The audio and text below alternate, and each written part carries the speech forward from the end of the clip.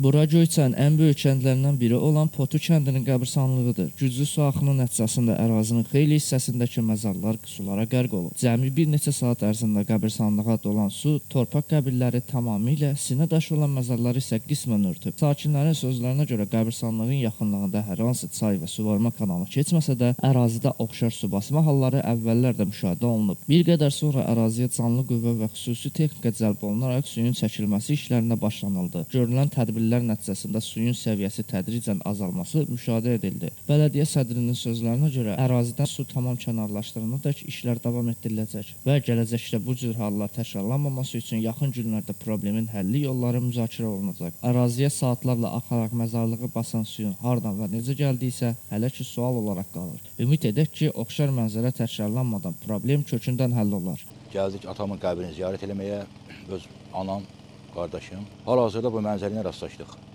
Atamın qəbri çöküb, bərbad vəziyyətdədir. Müəyyən qəbirlər də su altındadır hal-hazırda. İşlər davam edir, su çəkirlər. Dəfələrlə belə bir hadisə baş verib.